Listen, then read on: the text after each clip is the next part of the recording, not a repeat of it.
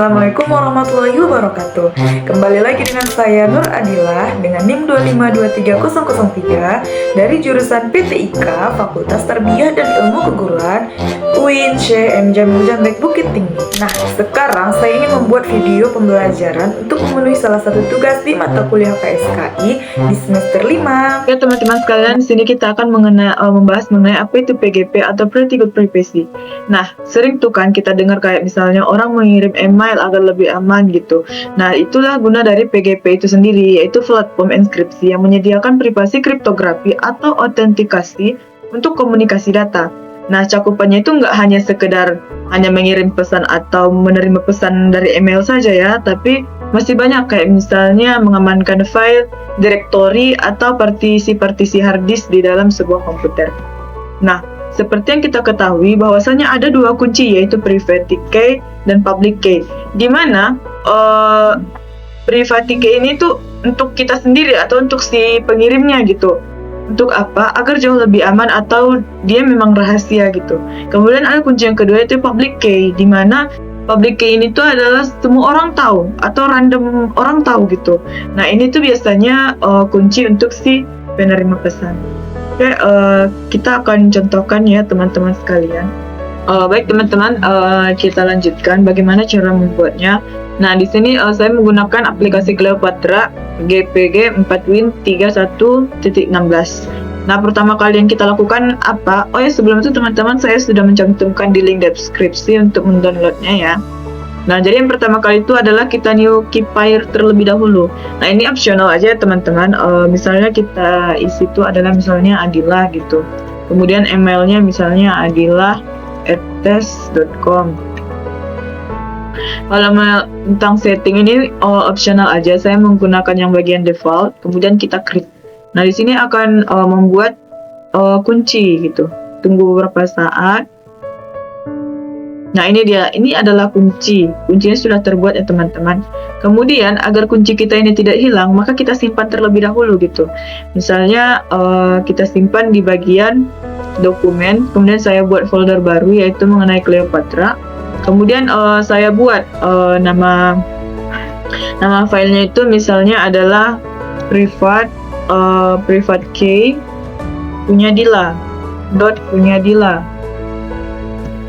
Nah, kemudian kita save aja.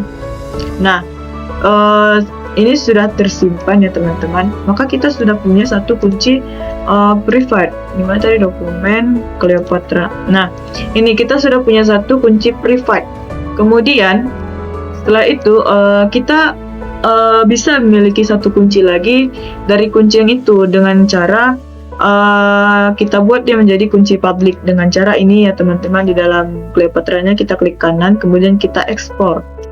Nah, kita ekspor, misalnya kita buat namanya adalah public key dot punyadila.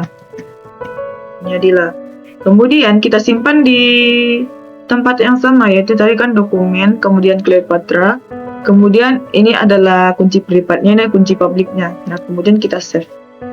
Nah, maka di sini kita sudah punya yang namanya dua kunci privat sama kunci publik. Nah, sekarang konsep PGP itu kan tadi data asli kita itu akan dikunci dengan menggunakan yang private key atau random key. Nah, misalnya saya punya pesan. Nah, misalnya kita tuliskan di notepad saja. Misalnya saya punya pesan new notepad baru ya, misalnya jangan lupa untuk singgah malam ini ya gitu. Ini jangan lupa untuk singgah malam ini ya, by Dila misalnya. Nah, ini adalah sebuah pesan yang nantinya akan kita kirimkan gitu. Kita kirimkan untuk si penerima dengan menggunakan kunci. Nah, bagaimana caranya teman-teman? Ini kita simpan dulu. Oh, tidak usah kita simpan pun sebenarnya boleh aja sih, cuman agar datanya tidak hilang gitu. Nah, kita copy terlebih dahulu teks kita ini ya, atau pesan kita ini kita copy atau Ctrl C, atau bisa juga klik kanan copy. Nah, setelah itu kita kembali ke dalam APK Cleopatra kita, aplikasi Cleopatra kita. Kemudian kita pilih key-nya. Key tadi kan kita kan ini ya, key kita. Kemudian kita pilih tools, kemudian clipboard, kemudian kita pilih inskripsi. Nah, setelah kita pilih inskripsi, kita pastikan atau add dulu ya teman-teman. Kita add, kemudian kita klik ini, oke. Kemudian kita next. Nah, maka sudah terinskripsi pesan kita tadi. Oke. Kemudian kita pastikan, coba misalnya di sini kita pastikan. Nah, ini adalah key atau pesan kunci yang akan kita kirim kepada si penerima gitu. Nah, bisa kita kirim dari email atau dari yang lainnya. Gitu. Biasanya kalau misalnya teman-teman ingin mengirim pesan secara rahasia, bisa aja melalui sini gitu. Nah, jadi inilah pesan yang nanti teman-teman kirimkan kepada si penerima. Kemudian, bagaimana jika misalnya kita adalah sebagai si penerima gitu? Bagaimana kita bisa tahu apa isi pesannya itu? Maka kita bisa kita Ctrl C dulu ya teman-teman. Kita Ctrl C, kemudian kita kembali ke dalam Cleopatra-nya, kemudian kita pilih tools, kita pilih lagi clipboard, kemudian kita pilih yang deskripsi verify ini. Nah, maka pesan yang kita sudah berada di dalam yang kita copy tadi itu, maka dia akan terinskripsi sendiri. Nah, finish. Nah, bagaimana caranya? Kita pasti aja lagi ulang di dalam notepad kita. Maka pesan yang kita dapat itu adalah jangan lupa untuk singgah malam ini ya, by Dila. Samakan pesannya sama yang pertama kita kirim dengan apa yang kita inskripsikan lagi. Nah, itu dia bagaimana cara penggunaan Cleopatra dalam pengiriman penerimaan pesan secara rahasia.